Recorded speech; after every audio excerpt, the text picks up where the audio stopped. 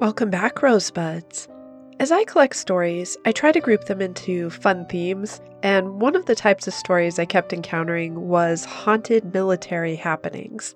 I grew up in Monterey, California, near a base called Fort Ord.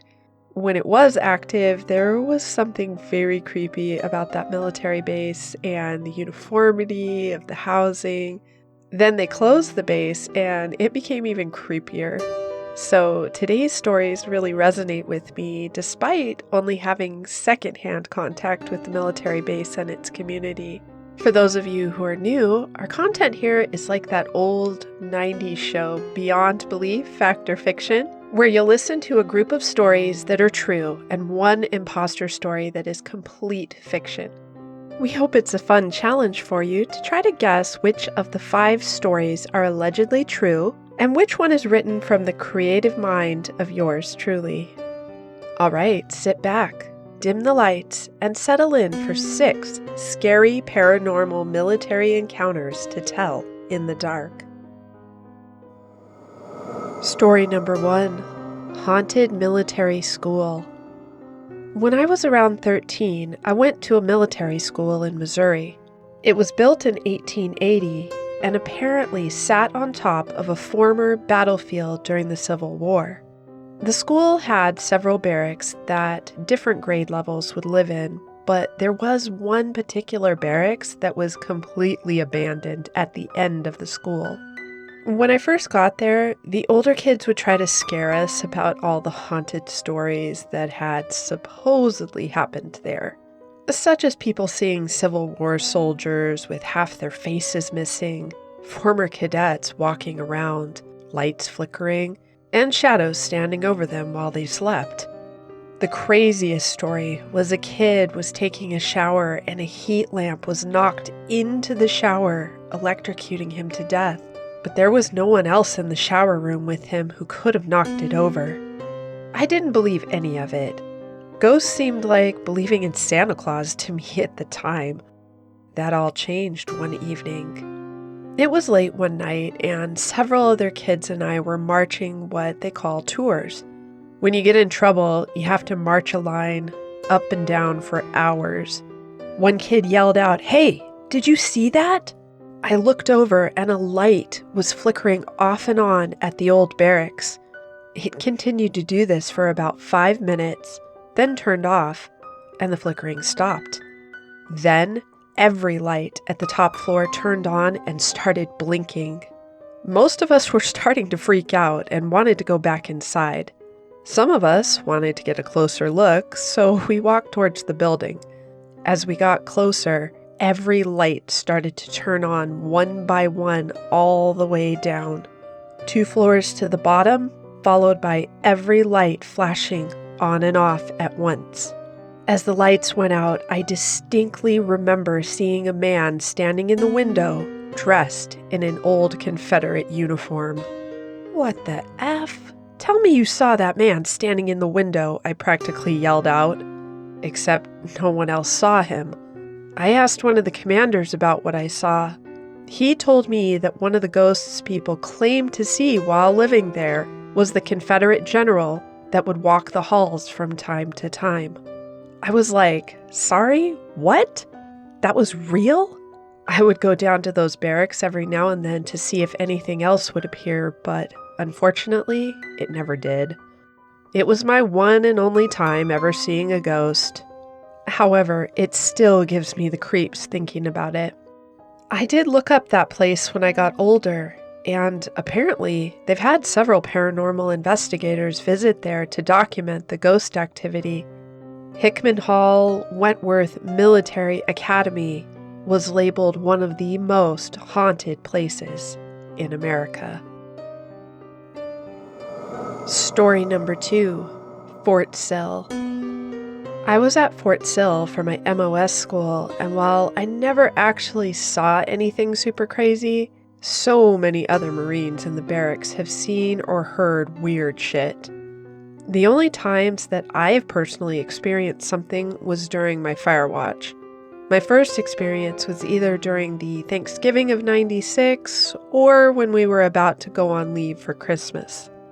Regardless, I was doing my fire watch shift from midnight to 0400, and I kept having the sensation of someone watching me as I mindlessly roved around the deck. I wasn't scared or anything, but I got slightly on edge and weirded the F out around 0200, 0300 though.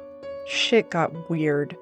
I distinctly remember hearing someone make a quiet but audible sound right behind me, next to my ear, almost as if they're blowing air onto the window.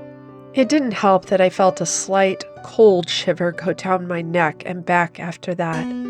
I noped the fuck out of that side of the hallway and decided to stay on the side that actually had light for the rest of my shift. Another time, when I picked up class, I was outside roving around with someone. One thing you should know about the Mardet Battery Barracks is that we're literally less than 50 feet away from the base cemetery. More on that in a bit. When me and my partner passed by the cemetery, we both saw a flashing light. At first I thought it was just a soldier fucking with us, but then the light would stay perfectly still. We ignored it the first time, but on our second and third pass, we saw the same light and it stayed exactly as it was. A small part of me wanted to go see what it was, but I wasn't about to run the risk of getting possessed or whatever. Other Marines have also told me stories about what they've seen and heard in the barracks. One of my buddies at the time told me that he and his roommate were in bed about to go to sleep when their door suddenly opened on its own, slammed shut, and locked itself. The cemetery apparently had a resident Satanist visit it every now and then. When I was a new join who just arrived, I thought the guys who'd been there a while longer were just fucking with me, but they were dead serious. They told me it became such a problem that the platoon sergeant and BG had to give a brief about it to the battery a month or so before me and my group came to the battery. A decent amount of Marines have tried to take their own lives in some of the rooms over the years. When I was first checking in and getting my room, the clerk said that my room was supposedly haunted because some dude tried to take his life. Ever since then, according to them, it's like the room is cursed. Everyone who's ever occupied that particular room has either been dropped from a class or had some other dumb misfortune fall upon them. I didn't believe it at first since I was just a new join at the time and I thought the clerks were just jerking my chain, but my attitude completely shifted when just a month later, after coming back from Christmas leave, I popped positive for COVID. That basically forced me to get dropped from the class that I was supposed to originally pick up with. One of my corporals told me that when he went through the schoolhouse during his fire watch shift, he was out on squad. He looked at the cemetery and saw a woman in white with noticeable facial features stare back at him. He thought he was just tired, but the woman actually stuck around for a bit and that scared the shit out of him. A second later, the woman suddenly disappeared after he blinked. As far as I'm concerned, Fort Sill sucks ass. F that place. Story number 3. Am I possessed? I had just graduated from basic training and arrived to AIT, got settled in the dorms that I shared with these two amazing people and became great friends. Everything was great, until one morning my roommates and I decided to skip our morning PT.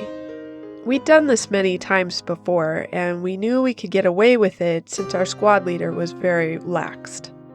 My roommates were fast asleep. I unfortunately was struggling to get comfortable since I had the top bunk. At some point, I dozed off. My eyes were shut, and I could hear my roommate telling me, "Wake up! Wake up! We have to go! Wake up!" All the while, I could hear the door banging non-stop, but for some reason, I couldn't open my eyes, even with them yelling in my ears. I kept thinking we got caught or something, and that's why they were trying to wake me up, but I also felt odd. When I finally woke up, I realized I was the only one awake. thought, there's no way that was a dream. I wanted to wake my roommates so badly and tell them, but it didn't feel safe to do so. This intense fear came over me, like crazy, irrational fear. So I pulled the covers over my head and waited. I thought I heard deep breathing next to my ear. I was so scared. I just laid there and waited for it to stop. I guess I ended up going back to sleep. Then I woke up and went on about my day. Strangely, I forgot about the whole thing until the day came to an end and I had to go back to the dorm. I asked my roommates about that morning and if they heard banging or if they were talking to me while I was asleep. They both said no, but one of my roommates brought up something. She said she remembered a couple of nights before she couldn't sleep. It was midnight. She was scrolling through TikTok when all of a sudden she sees me sit straight up. She called my name and I didn't respond. She went to turn her phone flashlight on and that's when I just dropped back down. Apparently I was still asleep. When she told me all of this, I was in complete shock. I had no memory of doing this. I know what most people would be thinking. It's just intense sleep paralysis or something like sleepwalking, but I've never had a history of this in my past. I started to feel odd whenever I was in our room. Anyways, a couple of days goes by and I'm still having restless sleep and awful dreams. Then we happened to find out that a few girls down the hall were messing with a Ouija board. They told us they experienced doors slamming shut and hearing strange voices. The paranormal activity kept getting worse. It got so bad our drill sergeant had to get a priest to come in and bless the place. It must have worked since no one had experienced anything again, although that room was never used again, or at least when I was there. At least I know I'm not going crazy. We now interrupt this broadcast for a brief Black Rose PSA. Did you know that if you don't press that like button right now, you'll be inflicted by the photobomb curse? Every time you try to take that perfect picture, that one inconsiderate a-hole will be right there mucking up your perfect composition. It's absolutely true, so press that like button, and for an extra measure of protection, share our video with a friend. All right, back to our regularly scheduled broadcast. Story number 4, Haunted Military Houses. When I was growing up, I had a lot of friends that were kids of military personnel, or military brats. Their term, not mine. I lived near Fort Ord, Monterey, California. It wasn't any different from most military bases that I know of. It had a lot of open fields in between sections of the base. The grass was dry and brown most of the year, dotted with California oaks and pine trees. The last year before they were going to close the base, I was a freshman in high school. Because they were planning to close it, some of the older housing that normally would have been updated for incoming families were now being cleared out and boarded up.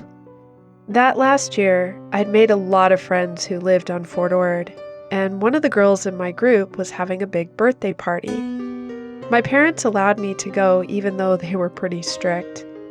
We were all about 14, and after hanging around doing what 14-year-old girls do, we were starting to squeal and shriek a little too loudly and a little too often, which was driving my friend's mom crazy.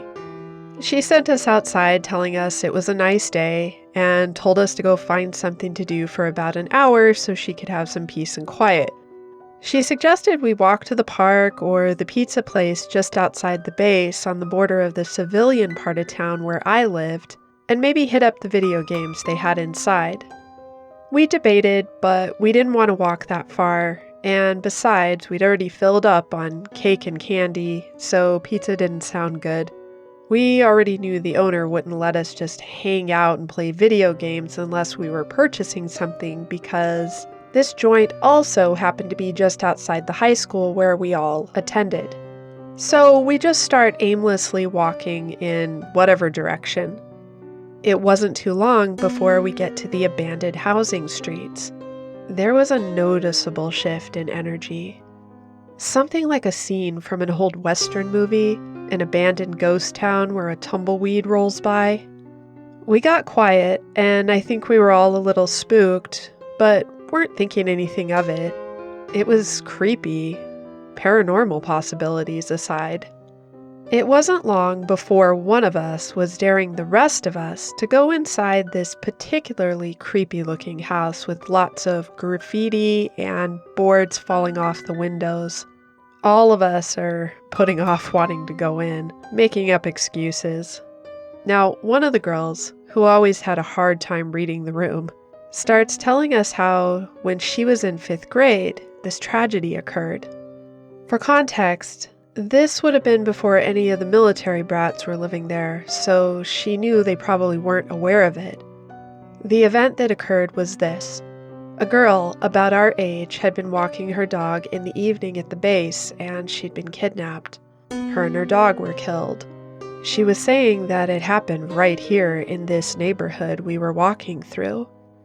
At the time, I was thinking, I doubt it's this exact neighborhood, but I did remember my parents talking about that particular case occurring, now that this girl was bringing it up. As we walked along, my best friend, who I'll call Renee, says, I double dare one of you to go into that house and take pictures with Lynn's new camera. We'll call the birthday girl Lynn, and she points at the really decrepit-looking house, and Lynn smiles and hands over her camera to me. I was pretty stupid and didn't want to lose face with my friend and the birthday girl, so I said I would. I didn't think anything would happen. I didn't believe in ghosts, and I figured worst case maybe there'd be a hobo inside. Looking back with my more rational adult mind, I realized that what I was doing was incredibly dangerous. The base had major issues with druggies setting up shop in those abandoned houses. Anyway, I found an opening near the back patio's sliding glass door. The door had been removed as well as the plyboard at the bottom of the door. A chunk had been broken off. I had to get on my hands and knees to squeeze into the opening, but it wasn't too bad. And this particular house didn't seem to have a lot of broken glass. As soon as I got inside, something felt off. The temperature dropped, and I expected it to be hotter inside, but it wasn't.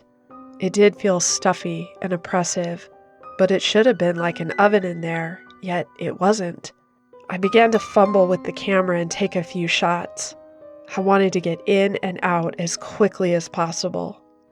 I put the camera up, took a quick pic, and then another, and just as I'm about to pan over to take another shot, I see in the viewfinder what looks like a person standing in the shadows, just off to the right. My heart clenched and my pulse shot up as I dropped the camera back around my neck to see who was there. I didn't see anyone.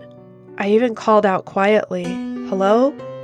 I suddenly felt an intense wash of dread consume me, and I couldn't get out of there fast enough. Well, I must have looked pretty scared when I got outside. Renee was laughing at me, but Lynn looked concerned and asked, "Are you okay?" I said, "Yeah, I thought I saw someone in there, but I think it was just my imagination." "How many pictures did you take?" Lynn asked. "Maybe 1 or 2, I responded. I didn't realize how bad I'd been hyperventilating. I tried to calm my breathing. The air outside was far warmer, even hot, compared to the inside of that house, but it felt so much better. Fast forward, and the next week at school, Lynn brought in her pictures from her camera, and her face was serious. "Look at this." She shows all of us a picture from that day in the house, and clearly outlined in the photograph is a shadowy form of a girl standing right in the picture. It was as if she put herself right in front of the camera to be photographed. I got chills looking at that photo because I instantly felt as if there was something paranormal about it. There was no one in the house with me when I took those photos. Later that year, we had to do a research project about local history. I was bored, sitting in the library, and my mind wandered to that day of Lynn's birthday party. I did a little research, and it turned out that they were right about one thing. Exactly 5 years prior, a girl had been abducted and killed right there in Fort Ord. They'd eventually found her body way out in the foresty part of the base some couple of weeks later. With more digging, I was able to find the girl's neighborhood, and guess which one it was? Yeah, not joking. The same area where we were at that day of Lynn's birthday party. Which makes me wonder, were we actually in the dead girl's house? Story number 5. My daughter's friend. Yes, you read that right. Our old house on Lackland Air Force Base was most definitely haunted. Let me backtrack. When we first moved in the house, I was 18. My husband was 20, and our daughter Serenity wasn't even a year old yet. It was a duplex with an upstairs and downstairs. When we first moved in, I instantly got a weird feeling about the place, but I thought it was only because it was my first time being in my own home, being that I got married at 17 years old. Anyways, my husband would work days, and me and my daughter would stay at the house alone. I hated the upstairs, but I also hated the downstairs. The house itself just had really bad energy, but I kept brushing it off as my first time being alone with our daughter. Me and Serenity would spend our days either upstairs in one particular room or downstairs in the living room. One day we were up there and she just starts playing and laughing, looking at the ceiling. I was like, hell no, and we're going downstairs now. So I pick her up and quickly walk downstairs. Over the 5 years we lived there, we would always hear running up and down the stairs and voices here and there. But when my daughter started talking, she would tell me she had a friend that would pick on her and was always mean to her. She wasn't even in school yet. Even at the park, we would kind of stick to ourselves, so it couldn't have been a living kid that she was talking about. Anyways, I started asking her questions about this friend, and she would always tell me her friend didn't like grown-ups. She would also tell me her friend's dad was really mean. Well, the longer we were there, I started getting sick, mentally and physically, to the point I couldn't walk up the stairs anymore, so we had to move into a one-story house. The last day we're there, my husband and I were putting things into the moving truck. I turned to look at Serenity, and I shit you not, there was this black, tall figure standing behind our daughter. I ran to her and made her sit outside the entire time we packed up the van. Needless to say, we never went back to that house and had to pay a shit ton of money because we didn't even get to clean it properly. After what I saw, I'm not sure I care. Story number 6. You'll be fine. A friend of my mom served in the military during the 80s war in Nicaragua, where I'm from. He told me that one night when he was doing night post, he was approached by 3 men who stood in front of him. He wasn't worried, and he didn't warn anyone as it wasn't the enemy. These guys were 3 boys that died in the same ambush he'd been in just days before. They told him, "You'll be fine, and please tell our parents we love them." When he finally went back to his town, he visited each parent of those guys and insisted on having a mass celebrated as a memorial for them. He still can remember this very clearly and can recall every detail, including how one day he heard someone calling him from far away when he was doing night post, and just mere moments later, 2 mortars struck in the direction he was hearing the calls. He ran back to his improvised barracks and alerted everyone, then successfully survived that ambush because of the warning. I've heard countless stories from family members, my mom included, as she fought in the war as well, and also friends of family. It's all very crazy when you think about it. Well, Rosebuds, that's it for today's stories. Unless you want to hear the little personal story I'll tell you in regards to our fictional one. Before I do the reveal, let us know in the comments below which story you think was the fictional one before I do the reveal. Alright, today's fictional story was story number 4, Haunted Military Houses, about the girls who were exploring the old abandoned neighborhood and encountered the shadowy ghost of a girl in a photograph. So if you've been listening to our channel for a while, you know that I glean inspiration from personal experiences. And if you did happen to listen to the intro this time, I gave you a huge clue as to which story was fictional. When Fort Ord was operational, I did have a lot of military family friends, so there are many parts of that story that are true. You might find it interesting that, sadly, the truest part of the story was the part about the abducted girl. When I was in the 5th or 6th grade, there was a girl of about 14 who was abducted and killed on the base. I remember this vividly because she wasn't too much older than I was, and even though she didn't go to my school, it did cause a great upheaval in the community. We considered Monterey to be fairly safe.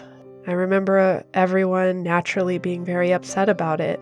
Monterey isn't really a small community, but neither is it a very big community, especially back then. I believe my freshman year of high school was the last year that Fort Ord was open, and I do remember going to my friend's birthday party on the base. We did go out and explore the part of the base that was already shutting down. As for having any ghostly encounters, none of that happened, and we were too scared of getting into trouble. We were pretty big chickens, so we didn't actually go into any abandoned houses. Anyway, that's a wrap, Rosebuds. Thanks for listening. Until next time, take care and stay creepy.